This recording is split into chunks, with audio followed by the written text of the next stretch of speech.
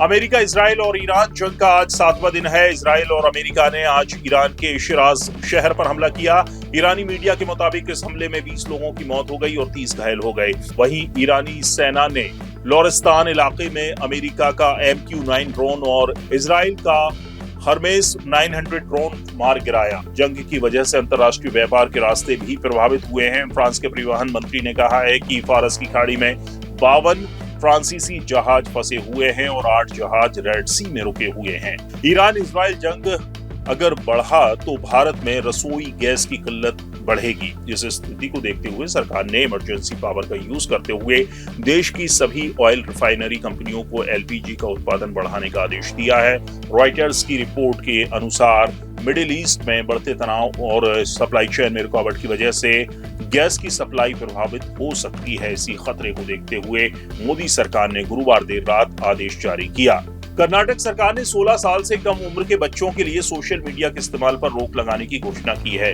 मुख्यमंत्री सिद्धरामैया ने शुक्रवार को 2026-27 के राज्य सरकार के बजट भाषण के दौरान इसका ऐलान किया। बजट डॉक्यूमेंट में कहा गया कि बच्चों में मोबाइल फोन और सोशल मीडिया का इस्तेमाल तेजी से बढ़ रहा है, जिससे उन पर नकारात्मक असर पड़ रहा है। हालांकि ये केवल नीति की घोषणा है। इसे लागू करने के लिए राज्य सरकार नियम बनाएगी, जिसमें उम्र की जांच और सोशल मीडिया कंपनियों के लिए नियमों का पालन करने की व्यवस्था तय की जाएगी। MPPCC चीफ जीतू पटवारी ने मोहन सरकार के कृषक कल्याण वर्ष पर सवाल उठाए हैं। पटवारी ने कहा कि सरकार किसानों के कल्याण की बात कर रही है, जबकि कृषि तंत्र में भारी कमी और बाजार में किसानों को उचित कीमत नहीं मिल रही है।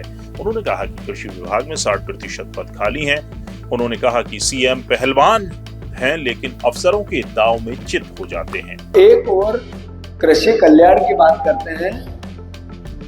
हमारे मुख्यमंत्री जी शुरुआती दिनों में पहलवानी करते थे और उज्जैन में इनको सब पहलवान के नाम से ही जानते हैं।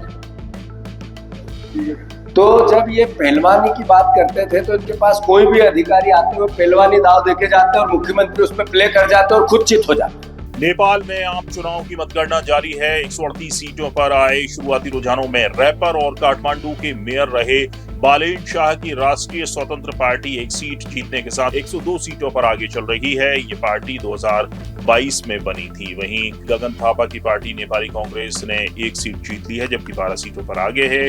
उधर KP शर्मा ओली की कम्युनिस्ट पार्टी ऑफ नेपाल भी 9 सीटों पर आगे है।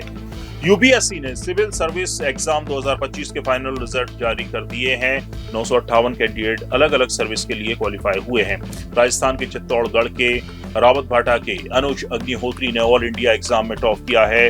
टॉप 5 रैंक भोपाल के ईशान भटनागर को मिली है, जबकि धार जिले की पक्षल सेक्रेटरी ने 8वीं रैंक हासिल की है। खंडवा की रूपल जायसवाल ने 43वीं रैंक हासिल की है। पिछली बार उन्हें 512वीं रैंक मिली थी। और आखिरकार रणवीर सिंह की बहुप्रतीक्षित फिल्म धुरंधर द रिवेंज के ट्रेलर रिलीज की घोषणा कर दी गई है।